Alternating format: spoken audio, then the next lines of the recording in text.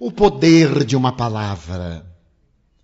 A mesma palavra que incendeia pode ser o instrumento de apaziguamento, um instrumento de paz. Quando nós nos autoamamos, não permitimos que nada de fora perturbe a nossa serenidade interior. Quando nós conhecemos a nossa potencialidade, o de que somos capazes, nada pode perturbar-nos. Quando nós identificamos que somos frágeis e temos a capacidade de ser bastante fortes com o estímulo, as pedras da dificuldade humana não nos atingem, porque nós nos tornamos um algodão que amacia a pedrada. Emmanuel, o venerando Espírito, através das abençoadas mãos do apóstolo Francisco Cândido Xavier, diz que todos nós ambicionamos aos diamantes.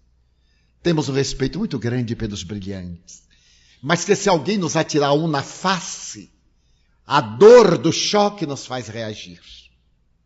Mas se envolver nos tecidos delicados de veludo e nos entregar, nós agradeceremos muito. Assim é a verdade. A verdade é um diamante de alto preço, mas que não pode ser atirada com grosseria na face da vítima, porque fere. E mesmo sendo de extraordinário valor, este gesto tira-lhe a qualidade, face ao grotesco do inusitado. Quando nós aprendermos a digerir as agressões do mundo, ou as verdades do mundo, e reconhecermos que todos estamos aqui em concerto, como diz o Espírito Bezerra de Menezes, nós estamos aqui sendo concertados no processo da evolução, para que o Deus interno esplenda quando superarmos a argamassa celular, que é abençoada, mas que é semelhante a um escafandro, que nos permite viver nesta atmosfera densa, mas que nos dificulta muito o movimento, qual do escafandro na intimidade das águas submarinas. Então nós temos o dever de nos auto-perdoarmos, seja qual for o delito que praticamos. As pessoas têm o direito de nos julgar. É a sua manifestação de livre-arbítrio, mas nós temos o dever de nos perdoar, isto é, de nos darmos uma outra chance. Uma senhora me disse, quando eu era jovem, eu abortei 4 vezes. Agora eu sou espírita e o remorso me atormenta. Eu digo, não vejo por quê. Se nós não somos a favor do aborto, também nós não podemos dizer que estamos contra o seu gesto. A senhora era tão jovem, tão inexperiente, tinha uma visão diferente de mundo e da vida. E a senhora não abortou sozinha. Aonde estava o homem que a fecundou? Todo mundo fala da mulher abortista. E o homem que a abandona? Ele é coautor do aborto. Se ele talvez tivesse dado o apoio, isso foi o que aconteceu comigo. Então, não se autopuna. Perdoe-se. Perdoar-se é dar-se uma nova chance. Mas eu não poderei ter novos filhos. E eu lhe disse que um dia, uma mulher profundamente perturbada, que era uma rainha do sexo na sua época, foi a Jesus, e quando se acercou, ele lhe falou suavemente, Maria, tu me conheces? Oh, Maria, ergo bonus pastor sum, eu sou o bom pastor, e conheço as minhas ovelhas uma a uma. Se tu me conheces, tu sabes que eu sou uma pervertida. Não, Maria, eu sei apenas que tu estás doente. Mas, Senhor, eu vivo no lupanar. Mas é também um lar, Maria. Mas ali eu sou mercadoria. Oh, Maria, seria muito melhor que ao invés de estares exposta, estivesses composta. E ao invés de seres buscada para o comércio da ilusão, te transformasses numa realidade de paz. E que devo fazer? Ama, Maria. Ama aos teus filhos. Desgraçada de mim. Tenho o ventre varado 1000 vezes e nunca tive a honra de ser mãe. Maria, quando eu digo que ame, aos teus filhos, que tu os ames. Eu quero dizer que ames aos filhos que não têm mães, às mães que não têm filhos. Porque amar ao filho da própria carne é um dever imposto pela vida orgânica. Mas amar aqueles que são de outra carne é uma proposta do amor de Deus. Tu nunca viste, depois dos escombros, do frio e da destruição, a primavera suave beijar as pedras e arrancar delas flores miúdas? Tu nunca viste o solo árido, depois de regenerado pela chuva, reverdecer e cobrir-se de flores? E o pântano, Maria, depois de drenado por valas, tornar-se um jardim ou um pomar? Assim é aquele que ama. Quando eu te digo que ames, eu quero dizer-te, dá-te oportunidade de alguém agasalhar-se-te no coração e tu embalares com as dúlcidas vibrações da ternura. Vai, Maria, e ama. Um dia, ai, Senhor, eu te daria a minha vida, dá-la-ei agora.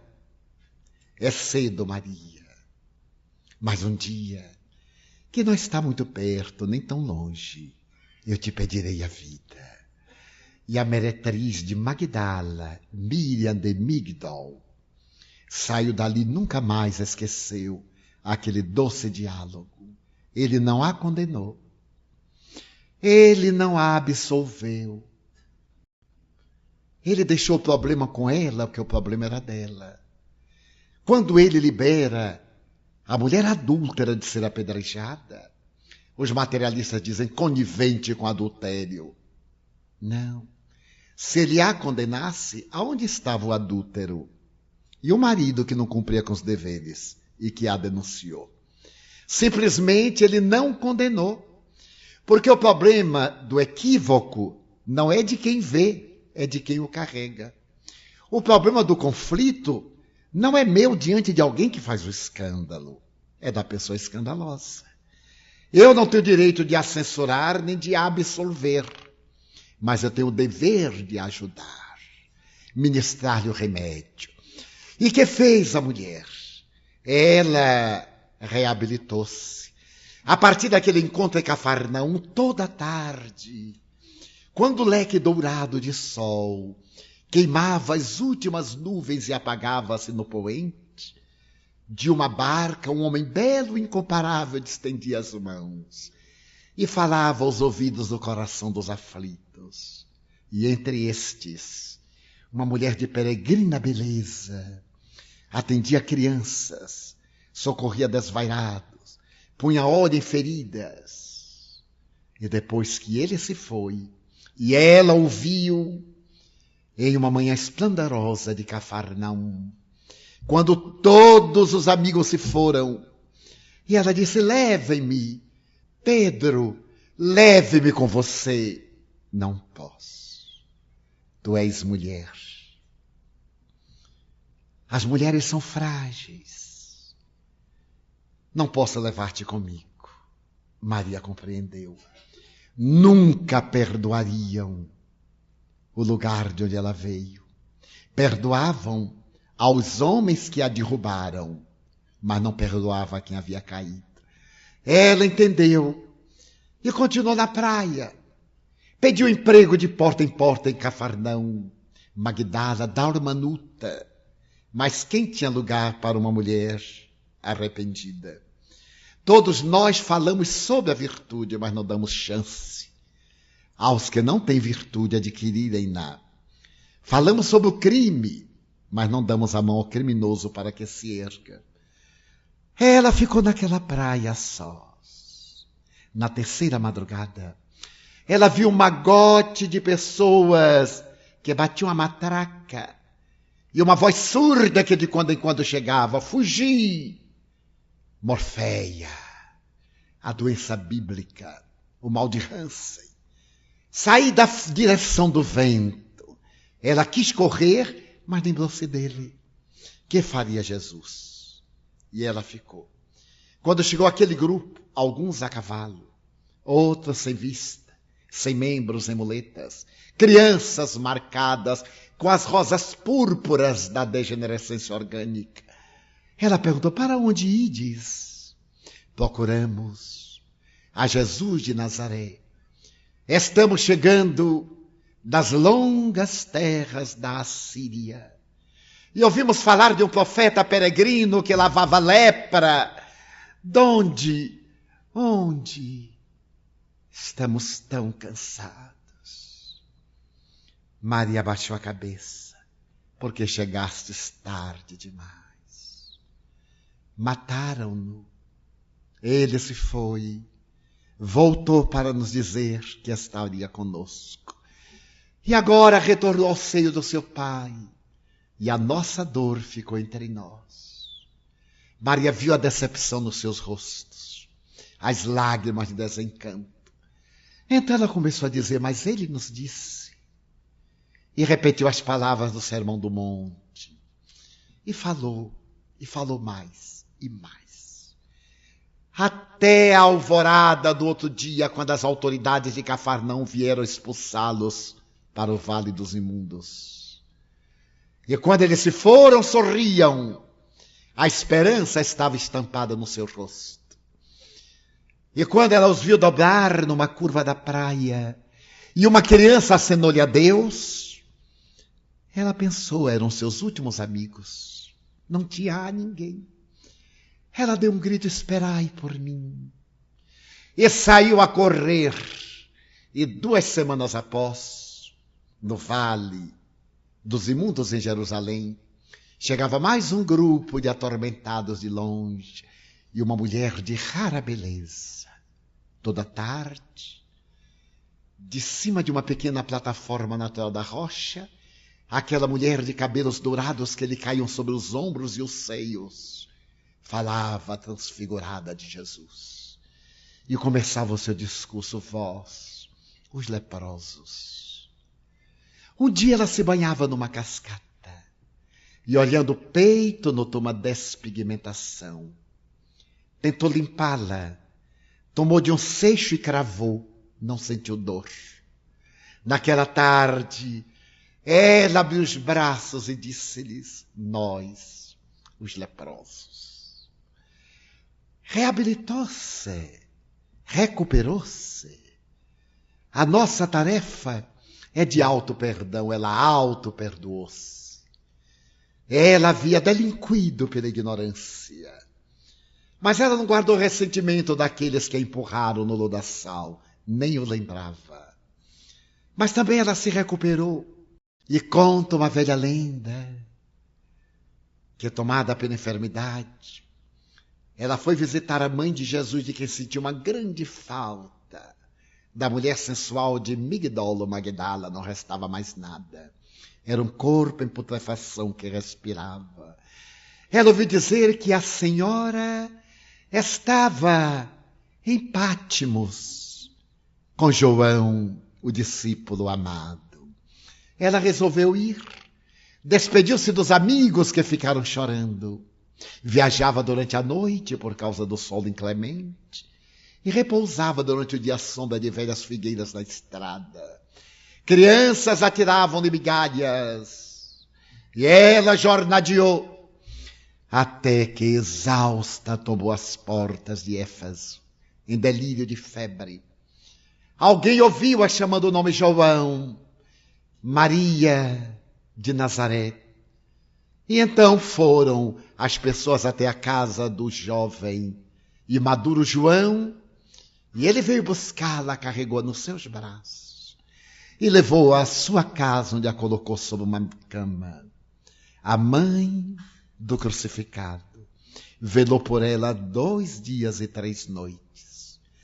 E na 3ª madrugada, ela exalou o último suspiro e sentiu-se leve naquela madrugada maravilhosa. Tinha a impressão de que o ar perfumado de Cafarnaum invadia-lhe as narinas da alma. Ela escutava um coral longínquo e mãos invisíveis que a dirigiam. Então, sentiu-se naquela praia, próxima à casa de Simão Bar Jonas, onde conversara com ele numa noite inesquecível fazia 3 anos. 33 anos. Ali estava ela novamente. Olhou-se, estava jovem, exuberante, menos de 30 anos. Quando viu que entre as ondas uma claridade tornava-se agigantada, e à medida que a onda trazia a luz, era Jesus. Os braços, as chagas nos pulsos, a testa marcada pela ursa. Ela correu na direção, atirou-se-lhe nos braços. Rabone, mestrezinho, Maria, venho buscar-te, conforme te disse. Eu te pedi o sacrifício, agora quero coroar-te de estrelas. A ex-meretriz de Magdala desmaiou nos braços de Jesus. E uma lenda oriental conta que naquela noite, quando olhava o zimbório estrelado da noite, um astrólogo persa percebeu a claridade de uma novíssima. Não era uma estrela. Era o rastro de luz de Maria de Magdala adentrando-se pelo reino dos céus. Perdoe-se. Qualquer erro. Não há atitudes irreparáveis. Há atitudes não repetíveis. Não nos é lícito repetir delitos que nos levem ao desequilíbrio. Mas todos os delitos são reparáveis. Abortou, não deveria ter feito, mas o fez. Ame aos filhos que não têm mães, às mães que não têm filhos, à mãezinha idosa, ao pai ao quebrado, ao marido enfermo, ao idoso perdido em uma casa jogado onde ninguém o visita. Há uma criança que deseja sorrir na direção do futuro. Seja a mão gentil. Não é necessário adotar levando para casa. Se puder, melhor para você. Mas se não puder, adote-o na casa que mora. Convide-o um fim de semana para vir brincar com seus filhos. Para vir passar o Natal em sua casa. Adote-o temporariamente. Adote um doente. Faça o que gostaria se fosse você do outro lado. Eu tenho uma experiência. No passado eu atendia a partir das 6 da manhã até as 6 da tarde até as 5 da manhã. E certo dia eram 3 horas da manhã, quando chegou uma senhora muito pobre. Nós trabalhamos num bairro muito pobre. E ela chegou e eu já estava cansado. Então ela veio com a conta de luz e me disse: irmão Divaldo, vão cortar a minha luz. Eu vivo de lavar roupa e passar. Na Bahia é muito comum até hoje, chamada lavadeiras de ganho. É uma expressão muito baiana de que os paulistas têm inveja. Lavadeira de ganho. São pessoas que lavam, levam as roupas para a casa dos patrões, lavam, passam e devolvem até hoje. Lavadeiras e passadeiras profissionais. E vão cortar a minha luz, eu estou atrasada há 3 meses. Eu vivo disto. E eu me irritei.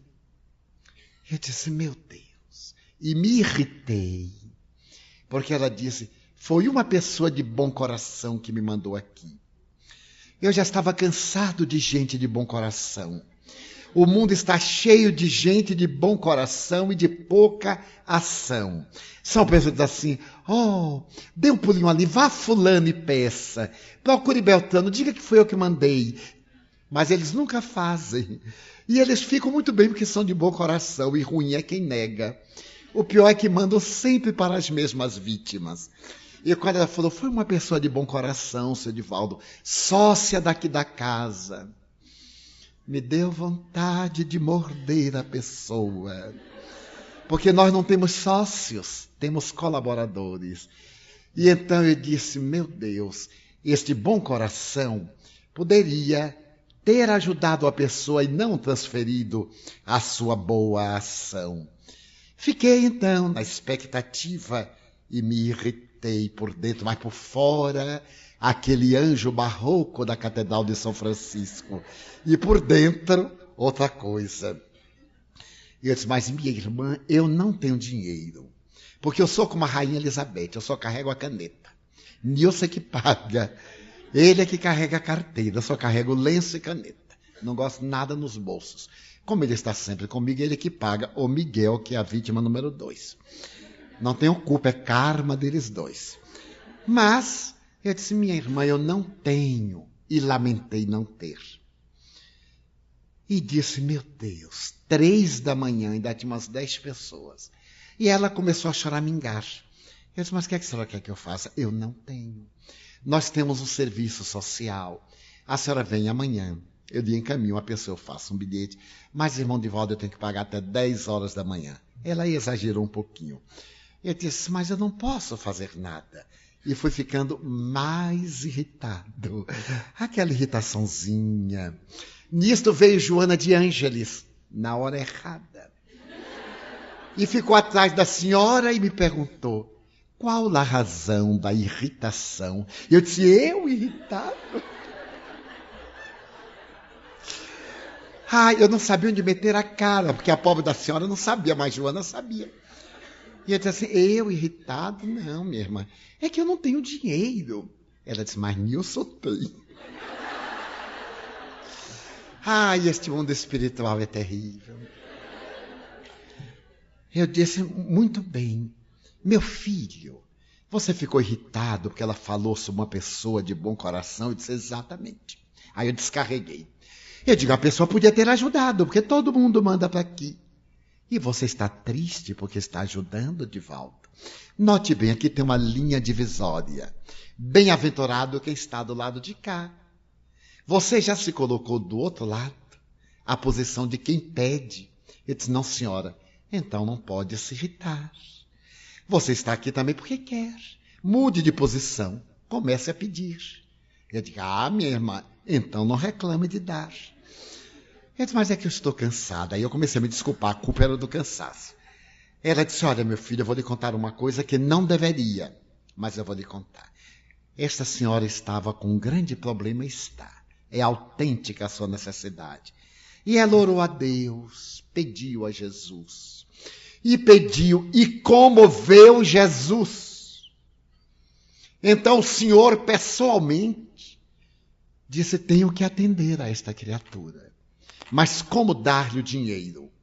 Chamou um dos anjos, dos seus acólitos, e disse, eu desejo ajudar esta senhora da cidade do Salvador, na Bahia.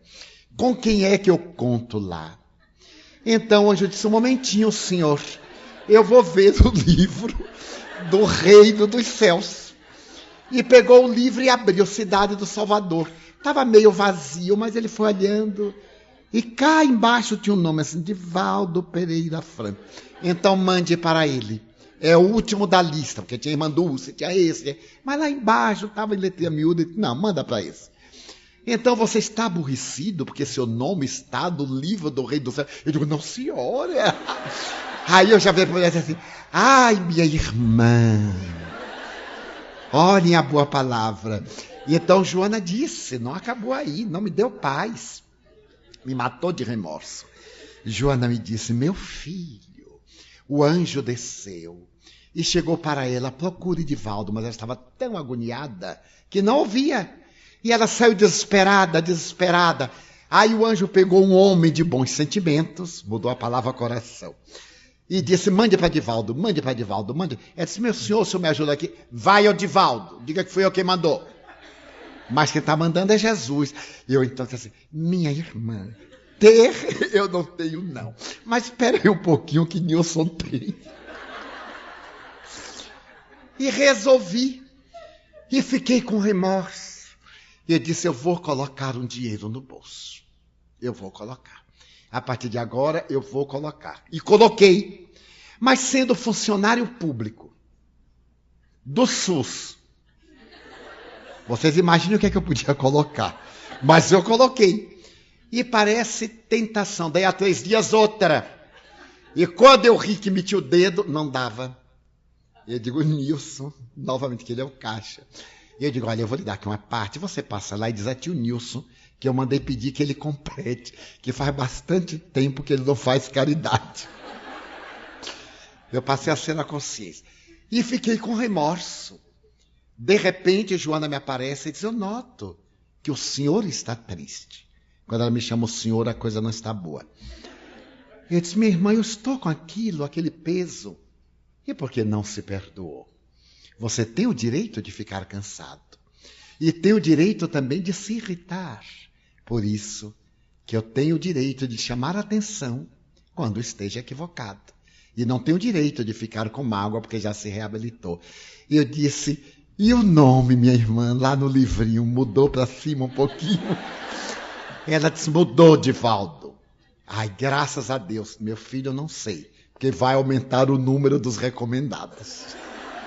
Auto-perdão, o poder de uma boa palavra. Este auto-perdão é terapêutico, porque nós ficamos tão bem conosco mesmo. Eu lhes conto, estamos numa família. Há momentos que eu canto sozinho, imaginem. Não é como o nosso irmão João Rabelo, nem é como a pobre da Paula, coitada. Mas eu canto de alegria de viver. E agradeço a Deus. A irmã Dulce, 2 filhos meus, médicos, eram seus médicos.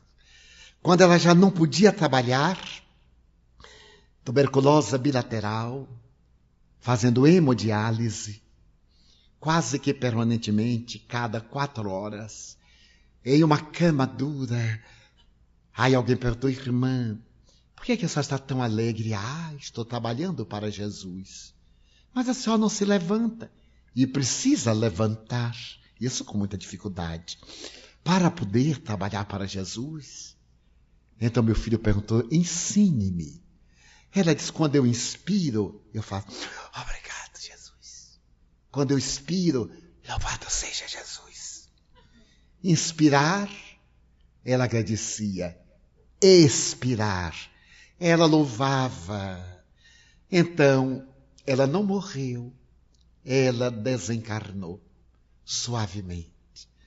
Conseguia manter um vínculo de espiritualidade tal que alguém daqui da cidade de São Paulo mandou à Bahia, faz muitos anos, um caminhão, uma jamanta de panetone, para nós darmos aos órfãos, aos necessitados.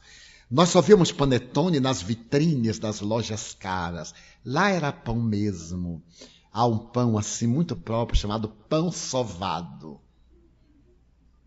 A pessoa come um e fica 3 dias sem se alimentar. De forma que panetone era assim uma coisa de literatura. E quando chegou aquela jamanta, 7.000 pães no mês de janeiro. Então eu disse, meu Deus, o que é que vamos fazer? Primeiro, os da nossa casa, os que não tinham pais, comeram de dizer assim, poxa, tio, não quero mais panetone, não. Vamos voltar ao pão sovado. E então nós fomos visitar instituições, e eu fui visitar a instituição de Irmã Dulce. Éramos muito amigos. As religiões não podem dividir, elas têm que unir. As bases são as mesmas, os fundamentos. Nós nos telefonávamos. E quando eu lá cheguei, fui visitá-la, primeiro levamos 1.100 panetones. Como é bom dar o que nos dão. Repartir. A cada paciente, a todas as religiosas, a todos os empregados. Eu escolhi o melhor, o maior, e levei para ela. Miguel estava comigo. Entregamos, eu disse, irmã, este a senhora vai comer. Fui antipsicológico. A senhora vai comer este. Porque todos já ganharam, sem exceção. E demos 100 de sobra para a clientela que vem amanhã e à porta. Ela, ofegante, fez, meu filho, vou demorar 1 ano para comer este panetone. E eu me lembrei dos meus filhinhos que comeram panetone inteiro da primeira bocada. Era algo diferente. Aí rimos. E ela numa cadeira de madeira. E aquilo me doeu, vendo-a respirando com dificuldade. Eu já planejei. Vou conseguir para a irmã Dulce uma cama hospitalar. Eu disse, mas irmã, a senhora nessa cadeira, ela muito habilmente percebeu o meu pensamento. Ela disse, essa cadeira, meu filho, é a minha felicidade. Porque seu problema respiratório tinha que ficar numa postura que facilitasse os pulmões. Eu disse, mas uma cama dessas hospitalares que movimenta não seria muito boa? Ela disse, meu filho, mas graças a esta cadeira eu já consegui 25 camas. Como? Chega uma pessoa, eu aí pioro. E diz, irmã, eu vou lhe mandar uma cama. Então eu já arrumei uma enfermaria e não saio da cadeira até completar a segunda enfermaria. Olha os santos como são interessantes. E vou contar um fato que ela não me autorizou, mas que merece. Porque era janeiro e ela me disse, como Deus é bom, meu filho. Como Deus perdoa as nossas imperfeições. Nesse dezembro passado, eu piorei muito. Porque nós tínhamos que pagar o 13º mês e não tínhamos. Nós tínhamos que pagar os funcionários que vão entrar de férias, o salário de férias, e nós não tínhamos. Então orei a Nossa Senhora e disse, interfira junto do seu filho, porque sabe, os homens são mais distraídos. Até Jesus, porque às vezes eu falo com ele e parece que ele não ouve. Então eu falei com a mãe dele, porque ela não dá paz a ele. Qual é a mãe que deixa o filho sem cumprir suas obrigações? Eu pedi a ele, minha irmã, minha mãe, peça a seu filho. Eu já fiz tudo. E eu tive a impressão que ela balançou a cabeça. No dia 20, o telefone tocou. Era Roberto Carlos, o cantor. Como vai, irmã? Meu filho, você sabe com os problemas habituais. Está com algum problema, irmã? Estamos, como sempre. É dinheiro? Meu filho. Quanto a senhora precisa? Necessito de X. Então já não tenho problema. Eu vou autorizar a minha secretária fulana amanhã mandar-lhe 2 milhões de cruzados para pagar a sua dívida e ficar alguma coisa. Mas não conte a ninguém. E no dia seguinte, ela recebeu um telefonema do banco com dinheiro, pagou todas as dívidas e disse, Jesus, menino, me perdoou. E a mãe dele me disse, no outro aperto, fale comigo, que eu aperto ele. Quero narrar a grandeza de um homem, porque os nobres gestos devem ser também divulgados. E agora que ele experimenta a saudade da companheira querida, ele saberá que há anjos orando por ela e por ele. A grandeza do ideal, dar com a mão, sem que a outra saiba. E nós que julgamos tanto dos astros, das pessoas de vida pública e não conhecemos a vida privada, como é fácil atirar pedras às vezes, sem conhecer o ser interior. Então, ficamos muito amigos. E um dia, ela soube que eu estava muito doente. Há 14 anos eu tive um problema cardíaco. E meu filho lhe falou para que ela orasse por mim. Ela orou e me telefonou. A vozinha ofegante. É verdade que você está muito mal? Eu digo, não, é que os meus filhos exageram. Mas ele é médico. Eu digo, mas é exagero, irmã. Eu estou aqui firme. Ela disse, olha, meu irmão, tem hora que eu não entendo Deus. Eu sou freira. Deus é um mistério para mim. Eu não o entendo. Porque, veja bem, Chico Xavier, nosso irmão, está morrendo. Chico não vai morrer nunca. Há 40 que está morrendo, há 40 anos. Ele está morrendo. Madre Teresa está de marca-passo. Muito bem. Eu estou morrendo. E você, que é o mais jovem de todos, está morrendo. Eu já disse a ele, mate-nos para o senhor ver o que é que fica. Meus irmãos, a vida não é digna de sorrirmos e cantarmos. Quantas belezas ignoradas. Então o auto-perdão é terapêutico. Saiamos daqui hoje auto-perdoados, sem nenhuma mágoa de nós próprios. Se nós fizemos a maior baianada, louvado seja Deus. Agora guardemos espaço para a próxima paulistada. Perdoemo-nos. E com este auto-perdão, vivamos a alegria de viver. Vivamos a alegria de viver. Uma redundância. Porque pessoas vivem vegetando. Não sei porque estou no mundo. Eu não pedi para nascer. Será? Alguns estão suplicando e não conseguem vaga. Segure a vaga, porque se a perder só no outro milênio, o quarto. Não é no terceiro não, que vem aí já está lotado. É no quarto milênio e olhe lá. Então vamos ter essa alegria de viver. Vamos cantar o poema da fraternidade. Vamos dar ensancha àqueles que erraram contra nós. Oremos agora com certa tolerância. Aqueles que nos ofenderam, os que foram ingratos. O problema é dele. Eu nunca me esquecerei de uma resposta de Sócrates. Quando Criton lhe disse, foge. Nós deixaremos a porta do cárcere aberta, porque subornamos a guarda. Quando cair o dia, tu poderás fugir. Ele disse, para onde? Eu não fugirei de mim mesmo.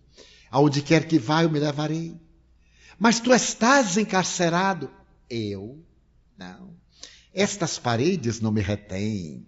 Aonde vai o meu pensamento, aí vou eu. Mas, mestre, tu queres negar que estás encarcerado em paredes de tijolos, de pedras, de cal, em grades? Não. Encarcerados estão aqueles que no meio da rua são viciados. Os que carregam as escaras morais das paixões, porque aonde eles vão, eles levam seus problemas. Eu sou livre. O meu pensamento voa e eu vou com ele. Mas, mestre, tu estás condenado à morte. Eu, Criton, todos já nascemos condenados. Nasceu, está condenado a morrer. Todos somos condenados. Mas tu morrerás antes. Eu? Não. Tu és um mau filósofo. Eu não morrerei. Eu viverei, Criton. Deixarei só a roupa. Eu viverei. E quando, no momento final, depois de beber a cicuta, Criton, seu discípulo, perguntou, onde queres que nós te sepultemos? Na ágora, na praça do mercado, na necrópole, na estrada, aonde? Ele voltou quase do estado de ebetação e disse, o corpo joga fora em qualquer lugar. Sócrates não está dentro dele. Olha que perdão ao corpo. Eu te perdoo pela tua fragilidade. Então ele perdoou aos seus inimigos. Se eu perguntar aqui ao público o nome dos que o condenaram, eram 70. Eu peço 2 nomes. Duvido que ninguém me dê. A história nem anotou. Se alguém disser, é criação.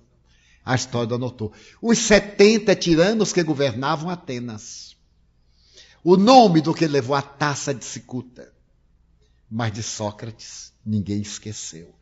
Então ele vive até hoje, além de ser uma realidade transpessoal, ser um ser eterno. Dessa forma, a alegria de viver é o resultado do amor que nos facilita curar as profundas feridas da mágoa, do ressentimento e das doenças.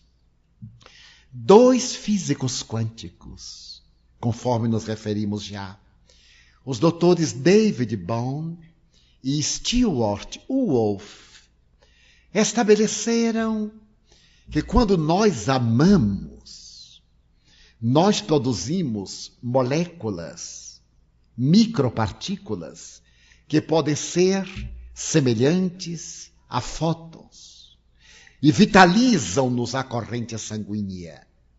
Quando nós odiamos, quando temos ciúmes e mágoas, nós geramos micropartículas semelhantes ao elétron e elas destroem o nosso sistema imunológico e nós adoecemos.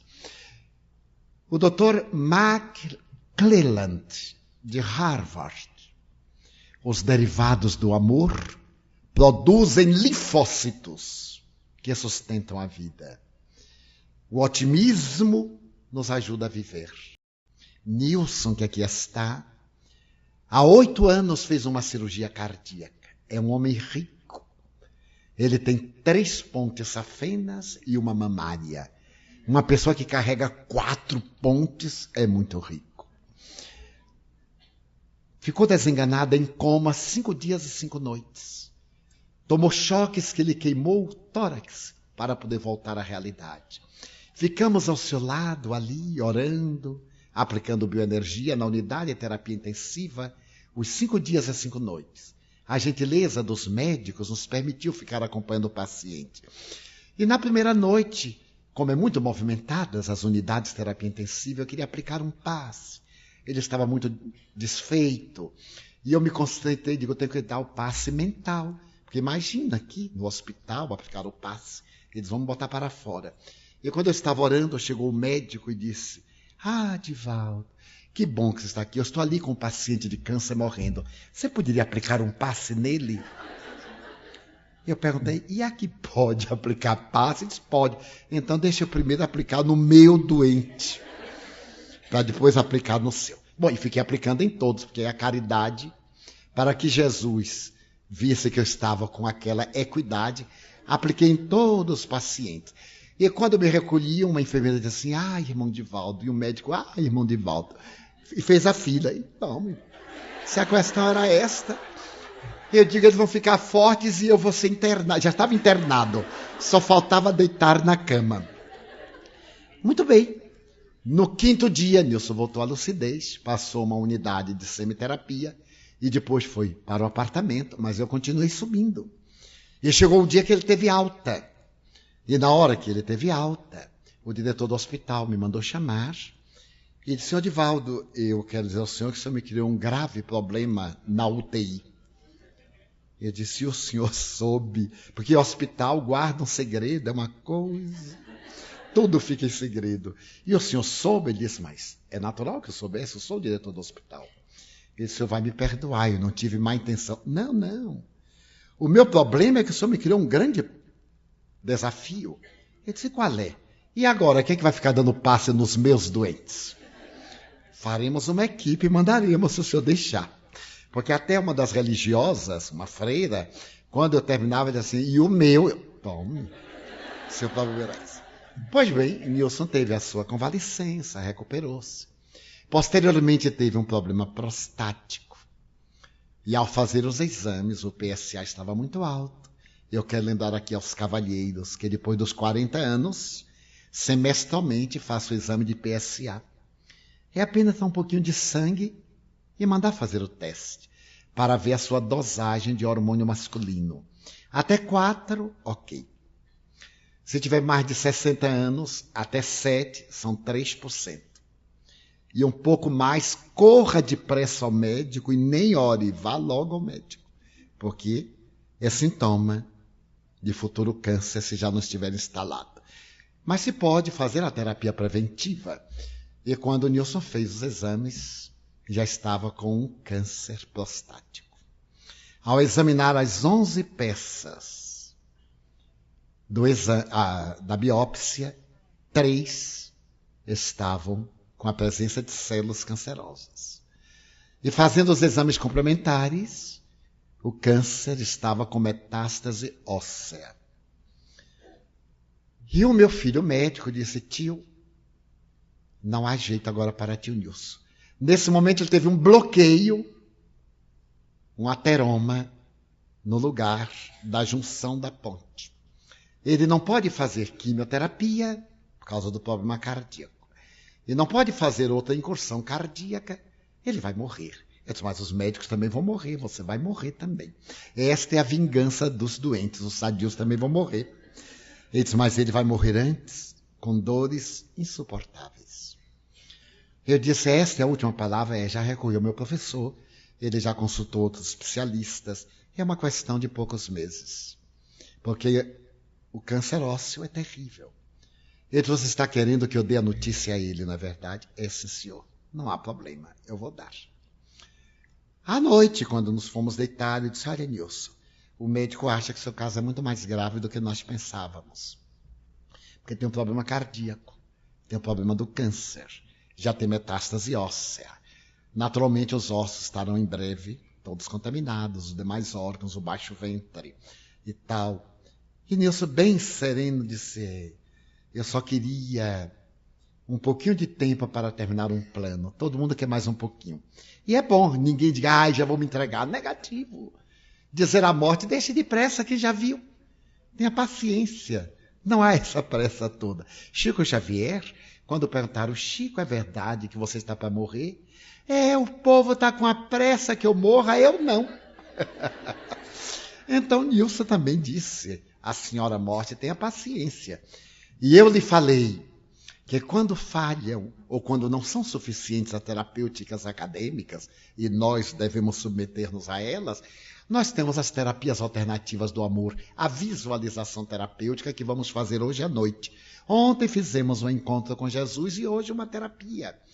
A terapia da luz divina, que nos renova, que nos enche de linfócitos, que nos enche de fótons para restabelecer o nosso equilíbrio imunológico, psico-neuroendócrino imunológico. E então ele começou a fazer fisioterapia psíquica e não tomar nenhum remédio. Não adiantava nada. Começamos a fazer. Chegou um jovem médico argentino. Junto aqui nós fizemos vários seminários em Buenos Aires a este respeito. Ele é psiquiatra e adotou o comportamento da terapia iluminativa, da visualização terapêutica. E eu disse, meu filho, eu como parte interessada emocionalmente não sou a pessoa ideal. Como um grande cirurgião não opera a própria família, sempre é um colega, porque o emocional. Você poderia fazer com o tio Nilson, ele com muito prazer. Ficou 5 dias em Salvador. Nos 5 dias ele fez 1 hora a cada dia. E depois que ele viajou, Nilson ficou fazendo. A sobrevida de Nilson era de 2 a 3 meses. Pelo problema prostático do câncer, pelo problema cardíaco, já não tinha prazo, a qualquer momento. Está aí Nilson, 2 anos e 10 meses depois. E o seu último PSA deu 0,01. E o médico disse, mas não é possível. Então ele já fez 11 PSAs, todos menos 0,0201. E eu, saudável absoluto, 13. 37. Então o médico disse, de volta está com um bruto câncer? Eu digo, absolutamente. O senhor acha que um câncer vai eleger a mim com tanta gente aí simpática? De maneira nenhuma. E me fez a primeira biópsia, me fez a segunda biópsia, me fez a terceira biópsia. E eu digo, olha, eu vou mostrar para o senhor que eu vou regredir o PSA. E comecei a fazer o trabalho mental, a autoterapia. E eu digo, meu Deus, auto-perdão. Eu vou perdoar a próstata, ela deve estar muito contrariada comigo, minha filha. Aguente aí que eu sou tão necessitado quanto você. Vamos proceder bem, você é glândula, eu sou a mente da glândula e tal. Está em 7. Ainda estou naquele perigo. E o médico diz, mas Divaldo, 7 é muito alto. 3% que tem mais de 60 anos podem ter até 7. Eu disse, por que o senhor acha que eu não sou um dos 3? Por que eu devo ser tão azarado que não sou um dos 3? Pois eu sou um dos 3. E se não for, eu digo, olha, em 103, em 1030, em 1 milhão, você já viu 30 mil, estou ok. Em 100 milhões, já viu quantos? Por que não serei eu? Ele disse, você vai fazer a 4ª biópsia. Eu fiz a 4ª biópsia, negativo. Ele disse, Divaldo, eu digo, não faço mais, porque aí já acabou, já operou tudo. Tanta biópsia, tirou a glândula. Então não precisa fazer mais. O senhor nem deseje que eu não vou ter câncer. Câncer é para quem tem mau temperamento, é para a pessoa tal e tal. Quando ele se instalar, diga assim, negativo, benzinho, vamos diluir, a célula se reorganiza, eu perdoo vocês pelo mal-estar. Estou eu aqui jovem, com 72 anos, rico de entusiasmo. E o médico me olha e diz, mas Divaldo, já passaram 2 anos. O senhor imagina se eu tivesse câncer há 2 anos, eu estaria super cansado. E ao invés do PSA subir, ele está baixando, eu vou botar 0 com a cabeça. Meu filho, você vai descer a zero, não há outra alternativa. Resultado, o médico ficou tão impressionado que me perguntou, você pode dizer o que é que está usando para eu recomendar meus pacientes? Eu digo, posso. Só que eu quero cobrar uma taxa. O senhor me cobra a consulta e eu vou cobrar do senhor também. Ele disse, pois não, eu pago a taxa. Primeiro você vai me ler este livro, o livro dos Espíritos, para poder entender. Leia. Depois que lê, porque ele era materialista, aí eu lhe explico. Ele leu. Divaldo, e agora vamos fazer aqui um exame. Vamos conversar um pouco. Aí eu lhe expliquei a visualização terapêutica. Ele está com pacientes muito graves, está ele próprio recomendando e fazendo a visualização terapêutica. E pasmem, agora eu estou fazendo visualização terapêutica para a próstata dele. Ele agora é meu paciente. Ele antes me examinava e agora ele telefona. Posso ir quando? Eu digo amanhã. 15 horas. Ele deita no divã, vamos lá. Perdoar aos incidentes da nossa vida, a autoterapia. Que eu vou morrer? Claro que eu vou. No próximo milênio, pelo menos. Não há essa pressa. E quero ter o maior prazer de no dia X do mês Y, de para o ano, quando eu chegar aqui, diga assim, nossa, esse povo todo é do milênio passado. Já imaginaram? Vocês todos vão ser do outro milênio. E eu serei do século passado, mas vocês serão do milênio passado. Então, amor e cura. Através do amor, do alto amor. Diga diariamente, depois que fizer, quem sou eu no espelho? Diga, eu me amo. As pessoas têm o medo de auto-amar-se. Consciência de culpa. Conflito. Eu me amo. E então as pessoas dizem, né? Auto-amar-se é ser vaidoso, é ser egoísta. Por favor, não confundam as palavras. Auto-amar-se é preservar-se, é iluminar-se, é educar-se. Quem se ama se educa. Quem se ama se espiritualiza. A vaidade é falta de amor. Quem se ama não tem vaidade. Uma pessoa me diz, mas Divaldo, você é tão vaidoso. Eu digo assim, mas é verdade. Ah, mas não devia ser. Eu digo, mas eu sou, o que é que eu vou fazer? Ah, mas não devia ser, porque você é espírita. Eu digo, e você também como espírita não devia censurar seu irmão. Não é? Ah, é verdade. Eu digo, então é verdade. E perguntei, por que a vaidade?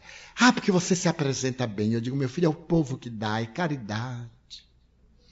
Você queria que eu me apresentasse sujo, acabado, de chinelo, se eu posso comprar um sapato.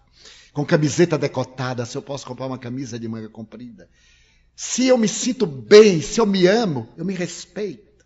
Não me desnudo na vista de ninguém. É auto-amor. Você acha isso vaidade? Pois eu acho isso humildade, reconhecer a minha pequenez. Reconhecer que eu necessito melhorar a aparência, porque a alma não tem mais jeito. Então eu melhoro o corpo. Já que eu não posso melhorar o espírito, eu dou uma melhorada no corpo.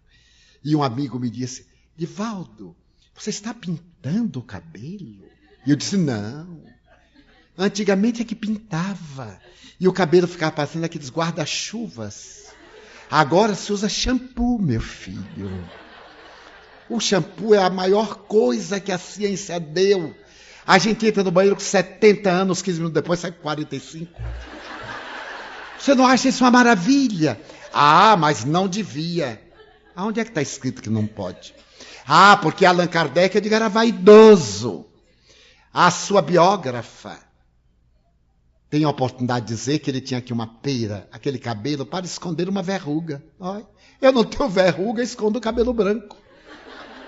Quer dizer, não escondo, dou uma ajeitada. E então, amigos chegam para mim, para eu perceber que ele percebeu, eu falo, Eu digo, já notou o cabelinho, mas eu nunca deixei ficar branco.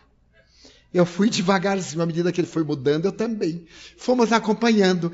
Então, às vezes eu me olho, nem sei, eu até tenho dúvida. Eu já tive vontade de usar mais shampoo nenhum, porque eu acho que já usei tanto que ele vai ficar normal. Na Mansão do Caminho tinha uma senhora que ela usava naquele tempo loção Juvênia. Pelo nome, vocês já viram quanto é velha a loção Juvênia. E ela dizia, eu uso a loção Juvênia porque mantém a cor do cabelo. Ela estava com 80 anos, qual era a cor do cabelo? Era Juvênia. Damos um toque de humor porque o seminário é terapêutico.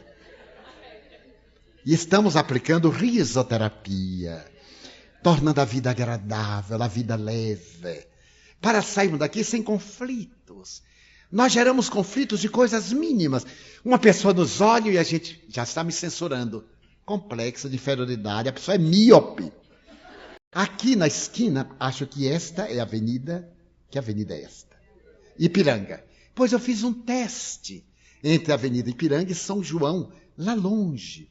E eu veio dizer que São Paulo era uma cidade neurótica, e um dia eu fiquei na esquina. Quando eu vi aquele povão atravessando o sinal, eu me escondi atrás do poste. Eu digo, o povo vai me derrubar. Eu queria fazer um teste, isso há 20 e tantos anos. Se São Paulo era neurótica, hoje não precisa fazer o teste. Mas naquela época era. Eu gosto de fazer testes de psicologia de massa para poder viver e dialogar e passar adiante. Eram 10 da manhã de um mês de novembro, assim suave, de temperatura agradável, a temperatura de novembro, 35 graus. E eu ali em pé. Então eu procurei uma postura. Que postura? Era a época do regime de exceção. Eu então fiquei nesta postura. Como era a época militar, eu digo, o povo vai pensar que sou militar. Coloquei a mão no bolso. Quando eu coloquei a mão no bolso, eu me lembrei que essa era uma posição de malandro carioca. Né? Aí eu botei os braços para trás. É uma posição freudiana, castração. E eu tirei os braços, botei para frente. Me lembrei de uma amiga minha que foi me apresentar ao presidente da Sociedade de Psicanálise Internacional em Genebra. E ela disse, ele é um homem notável, ele olha para a gente e enquadra. Ele olha, e ela me falou tanto do homem, porque psiquiatra, psicólogo, psicanalista já olha para a gente e já vê logo o que a gente não sabe. E eu aí digo assim, ai meu Deus, quando o homem chegou, ele olhou para mim e disse, desarme-se. Eu digo, ai, é maluco, não é possível. Eu disse, mas doutor, eu não estou armado, desarme-se. Eu não estou armado, desarme-se. Eu disse, eu não uso nem caixa de fósforo. O senhor está armado contra mim?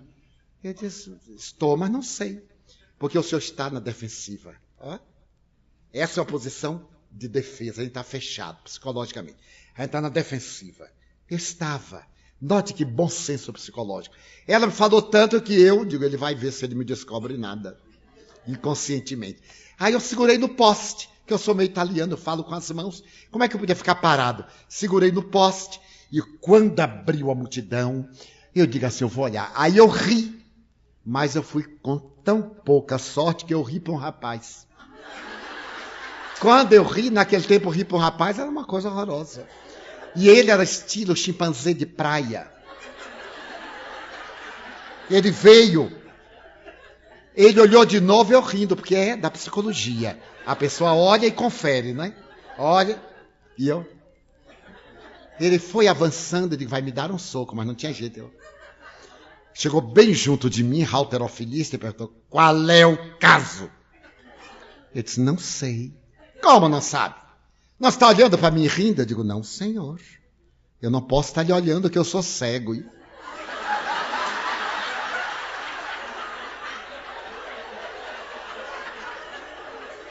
O senhor é cego? Sou cego. Ele passou a mão e eu firme. Para não apanhar, eu faria qualquer coisa. Notem as almas como são. Aquele rapaz forte e brutal, como o jovem Theory, quando ele viu que eu era cego, ele disse, o que é que está fazendo aqui? Esperando uma alma caridosa para me ajudar a atravessar a Avenida São João. Ai, mas eu fiquei tão magoado. Ele virou e fez, venha meu velhinho. Eu antes tivesse tomado o soco. E isso há 20 anos, veja que atrevido. Aí eu fui cego. De frente havia o Citibank. Eu aí apalpei. Ele disse, vou levar o senhor ao apartamento. Eu digo, não, meu filho. Muito obrigado. Eu aqui conheço isto com a palma da mão e apalpei. É o Citibank. É. Ele disse, o senhor vai sozinho? Eu digo, vou. Deus te pague, meu filho. E de olho duro. Ele disse que assim seja. Eu digo, católico não é. Porque senão ele diria amém. Testemunha de Jeová ele não é. Senão ele dizia aleluia. Quando ele diz que assim seja, vai ver que ele é espírita. Vá com Deus, meu filho, que assim seja. Aí, ó. E olhando para ele, quando ele sumiu, eu voltei para o meu teste. A alegria de viver. Essa é a experiência do alto amor. Então, eu não permito, não estou fazendo biografia, eu conto as experiências dos outros e as minhas que eu as vivi. Eu não guardo um problema 24 horas. Ou não oro o Pai Nosso, ou não guardo. Quando a coisa me ofende muito, eu digo assim, hoje eu não vou orar, tá vendo? Porque se orar, acaba com o negócio. Olha que Jesus mandar a gente orar, eu acho que ele não foi muito caridoso, não. Perdoai as nossas dívidas. Deixa eu perdoar primeiro aquela. Então isso luariza a alma e cura. Cura não é a falta de doença, é o bem-estar perante a doença. Aí está Nilson recuperado. Mas ele vai morrer, como eu vou morrer, como todos nós vamos morrer, graças a Deus. Já imaginou cada um de nós com 6.937 anos? Uma sogra, 16.000 anos, sogra da gente. Uma nora, 34.000 anos. Ninguém aguenta. Então a morte é um fenômeno maravilhoso, perdoemos-la. E como último tópico, o corpo. Perdoemos o nosso corpo ser muito frágil. Diz a doutora Cassárgia. Perdoemos as suas debilidades. Uns são mais frágeis, porque foi elaborado cada corpo pelo psiquismo, pela mente. Então, demos à nossa mente o direito de refazer nosso corpo. Essa é a grande terapia do perdão e do auto-perdão. A coisa tem a dimensão que você lhe empresta. Se você não der importância, ela não tem importância. Se lhe der importância, ela cresce de significado. Visito pacientes com câncer em estados deploráveis, terminais, sorrindo. Então fala, o Dr. Schwartz, aquele que tem a grande problemática da esclerose lateral amiotrófica. Ele fale da sua doença, sobre a sua doença. Converse. Há pessoas que se trancam e pioram. Fale. Não imponha a sua doença aos outros, mas converse sobre ela. Converse com seu médico. Eu não quero nem saber. Não muda nada, queira saber. O suficiente para um leigo. Há pessoas que têm uma doença, leem toda a literatura, tudo que determinada rede de televisão fala aos domingos, que aparecem os doutores rede X. Quem tomar limão emagrece, no dia seguinte acaba o limão do país. Quem comer beterraba acaba com não sei o quê. Aí no outro dia não tem mais beterraba no país. Esse é o doutor tal, da emissora X. Não, ouça seu médico. Ele está mais bem informado do que você. Pergunte-lhe como levar o seu problema. Mostre ao seu médico que você está ao lado dele, não contra o médico. Esse meu filho médico é terrível, muito jovial. E ele me disse que a pior notícia para um paciente é quando o médico lhe pede todos os exames, quando lhe pede isso, quando lhe pede aquilo, e o paciente vai receber o resultado. Então o médico diz, olha, eu vou lhe dar uma má notícia. Vou lhe dar uma notícia terrível. O que é, doutor? É grave? Você não tem nada. Não é possível. Eu não tenho nada. Os médicos de hoje não sabem mais de nada. Eu não tenho nada. Gastar tanto dinheiro para não ter nada. Ele queria ter. E o médico diz, não tem. Agora, se você quiser, eu lhe receito qualquer coisa. Um placebo, uma coisa. E eu me lembro de uma anedota clássica na literatura baiana. Que um jovem se formou, filho de um médico. E o pai lhe deu um consultório. Deu-lhe um consultório. E uma semana depois, que ele estava no consultório, disse, papai, olhe, eu curei um paciente seu, hein? Lembra-se de fulano de tal? Ele tinha um problema dermatológico. E tratou com o senhor 6 anos. Eu agora curei-o em uma semana. Ele disse, quem era o paciente? Fulano. Meu filho, como é que você fez isto comigo? Foi ele que financiou seu curso de medicina. É uma anedota, claro. Então, o médico está bem informado. Abra-se a ele, fale-lhe de alguns conflitos. Procure um psicólogo. Procure um grupo de apoio, pessoas que têm o mesmo problema. Dialogue, porque ali no meio daqueles todos são iguais. Ninguém censura ninguém. Se você tem diabetes, procure um grupo de diabéticos. Se você tem epilepsia, procure um grupo de epilépticos. Fale sobre a doença. Ocultar o quê? Ai, porque eu tenho vergonha de ter epilepsia. Eu tenho vergonha de ser ladrão, de ser caluniador, de ser um hipócrita. E isso me deveria envergonhar. Mas de ter um problema, eu não sou um problema. Eu tenho um problema. E quem tem se liberta. Fale sobre o problema, digira e o problema passa. Então essa é a proposta do Dr. Maury Schwartz. Fale. Agora, não imponha. Não seja uma pessoa desagradável. Porque há doentes que a gente foge dele, porque mal chega, ele já derruba a doença em cima da gente. Como se a gente tivesse culpa de ele estar doente. Perdoe aos idosos que se lamentam e que contam a mesma história pela 1000ª vez. Na Mansão do Caminho, nós não somos idosos, mas temos alguns. E então, quando nós vamos visitar as tias mais idosas, eu chamo as meninas. Uma desencarnou com 102 anos, outra está com 94, a outra está com 86, e o resto está por aí bordando a casa dos 70, todos jovenzinhos. Se somar, dá a idade dos dinossauros. Então eu vou, e elas falam, me recordam de quando nós começamos, mas é tão bom, me faz tanto bem, eu aí lembro o que elas esqueceram. E um dia estávamos os dois, eu digo, meu Deus, eu já estou idoso também. Me dei conta, está falando do passado, só que eu mantenho o ideal de falar sobre o futuro. Então, ame-se, faça da sua mente um fulcro de energia, cultive as boas ideias, leia mais obras edificantes. Eu tenho bem pouco de tempo para ler, eu durmo 3 horas e meia. Mas eu leio compulsoriamente, a cada momento, nas viagens. Aonde eu estou, está um livro para me renovar, para que as minhas ideias não envelheçam. Amigo diz, mas os espíritos lhe inspiram. Eles inspiram se encontrarem material. Se não encontrar material, eles inspiram uma tábua. Não há ressonância. Quanto mais elucidada a pessoa, mais esclarecida, diz o eminente codificador do Livro dos Médiuns, mais fácil se torna a inspiração. Quem duvidar, chama uma pessoa bronca e dê um recado para ver como é que vai transmitir. Chama a pessoa lúcida e dê o mesmo recado. Então é um médium bronco, estúpido, no bom sentido, no sentido intelectual, que não gosta de ler, preguiçoso, os guias vão pensar por mim. Quando ele desencarnar, os guias estarão reencarnados, eu quero ver o que será dele. Eu não, estou procurando saber qual é o endereço para onde eu vou, qual é a língua que fala. De vez em quando eu peço para me desdobrarem, para me acostumando, para quando eu for, se Joana estiver reencarnada, eu saber dar os meus primeiros passos. Vamos então iluminar nossa mente.